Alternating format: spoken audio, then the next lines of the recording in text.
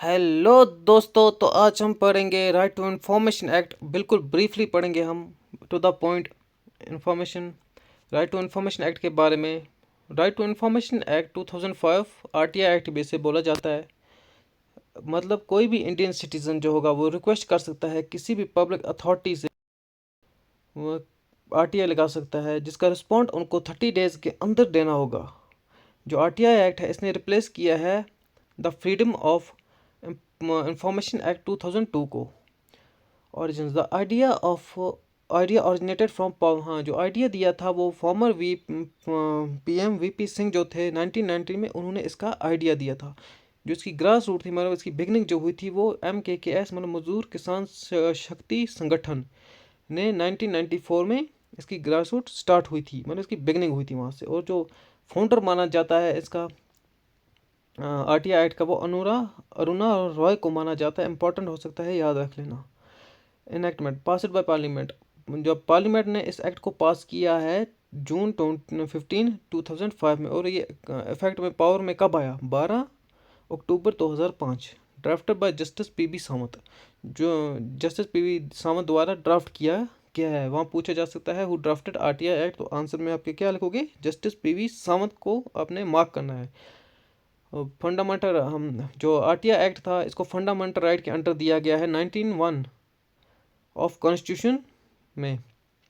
जो सबसे पहले आरटीआई फाइल हुई थी वो उसी दिन हुई थी जिस दिन वो इफेक्ट में आया, पावर में आया आरटीआई एक्ट।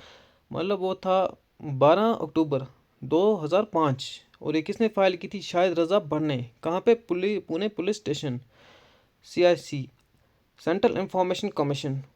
फॉर्मेशन हुई थी इसकी under the RTI act of 2005।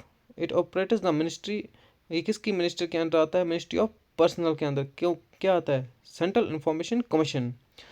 Composition, जो इसकी composition includes chief information commissioner and up to 10 information commissioners appointed by president. इनको कौन अपॉइंट करता है? President. Appointment process CIC appoint based on the prime minister's recommendation. जो CIC appoint किया जाता है चीफ इंफॉर्मेशन कमिश्नर।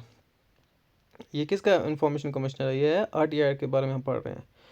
तो इसको अपॉइंट किया जाता है on the prime minister recommendation, जब प्राइम मिनिस्टर रिकमेंडेड करते हैं इनको। और leader of opposition in Lok Sabha and A nominated union minister. जो करंट CIC है,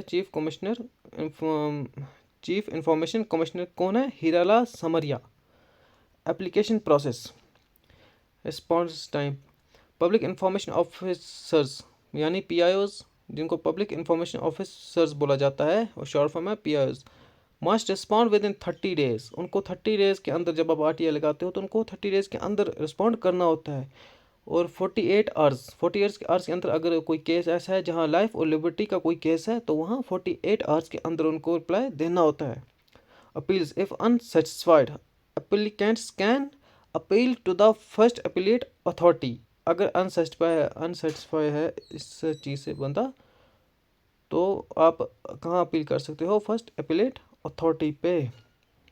पेनल्टीज़, अब इनकी पेनल्टीज़ के बारे में पढ़ते हैं। मतलब कि अगर PIOs फेल हो जाता है, वो टाइम पे आपको रिस्पॉन्स नहीं देता है, 30 डेज से ऊपर टाइम हो जाता है, मिनिमम टाइम होता है 30 डेज, मैक्सिमम टाइम होता है 45 डेज, अगर उससे भी ऊपर हो जाता है तो उसको हर दिन 250 का फाइन लगेगा। किसको? पब्लिक इंफॉर्मेशन ऑफिसर को। और ये तब तक लगता जाएगा जब तक वो टोटल अमाउंट 25,000 नहीं हो जाता, और ये डिडक्ट किया जाएगा उसकी सैलरी से। बस इसके आगे नहीं जाएगा, 25,000 के ऊपर नहीं जाएगा, इतना ही है इसकी लिमिट। एग्जाम्पशंस फ्रॉम डिस्क्लोजर, मतलब कुछ इन्फॉर्मेशन नहीं दी जा सकती, कोई सीरियस इन्फॉर्मेशन है, कुछ क्रिटिकल इन्फॉर्मेशन है, वो डिस्क्लोज नहीं की जा सकती है। कैटेगरीज, नेशनल, जैसे कि नेशनल सिक्योरिटी होगी, पब्लिक सेफ्टी होगी, इंडिविजुअल प्राइवेसी होगी, कैबिनेट पेपर्स हो गए, एंड कमर्शियल सीकर्स, इन सबको डिस्क्लोज नहीं किया जाता। अगर आपकी आरटीआई लगाओगे कि मतलब मुझे उस पुलिस को, उस क्रिमिनल की कोई जानकारी दे, तो वो डिस्क्लोज नहीं की जाएगी, वो आपकी आरटीआई रिजेक्ट हो जाएगी। समझ रहे हो? और कुछ सेक्शंस हम इसकी देख लेते हैं। Right to information for every citizen, section 3 जो बोलता है वो राइट टू इन्फॉर्मेशन है हर सिटीजन के लिए। Section 4 obligations of public authorities to maintain records. Section 5 designation of POs. Section 6 procedure of requesting information, procedure of requesting information. Section 7 timelines of information delivery. Section 8 exemptions from disclosure. ये जो हमने पहले पढ़ा, मतलब ये important section है, ये याद रख सकता। एग्जम्पशंस फ्रॉम डिस्क्लोजर कहाँ पे लिखी गई है? सेक्शन 8 में। Section 9 rejection due to copyright issues. Section 9 में क्या है? Rejection due to copyright issues. Section 20 penalties for complaints. Section 24 non applicability to the intelligence security organisations with exceptions. Right to information act amendment. अब इसकी amendment जो 2019 में amend किया गया है राइट टू इंफॉर्मेशन एक्ट, वो देख लेते हैं थोड़ा सा इसको। Tenure terms allows the central government to decide the tenure and salary. मतलब जो अमेंडमेंट की गई है इसके द्वारा जो सेंट्रल गवर्नमेंट है वो डिसाइड कर सकती है salary terms of sufficient service of information commissioners rather than fixed 5 year. पहले 5 ईयर्स फिक्स था, लेकिन अब ये सेंट्रल गवर्नमेंट डिसाइड कर सकती है कि इनका टेन्योर कितना रखना है। Structure government can determine the composition of strength of information commissioners. अब गवर्नमेंट ये भी डिसाइड कर सकती है इनकी स्ट्रेंथ, मतलब कितने इंफॉर्मेशन कमिश्नर्स हो सकते हैं, इनकी स्ट्रेंथ कितनी हो सकती है, ये गवर्नमेंट अब डिसाइड कर सकती है। पब्लिक अथॉरिटी डेफिनेशन और expand to include organisation substantially founded by the government. Penalties modifications allows information commission to recommend actions against obstructive officials।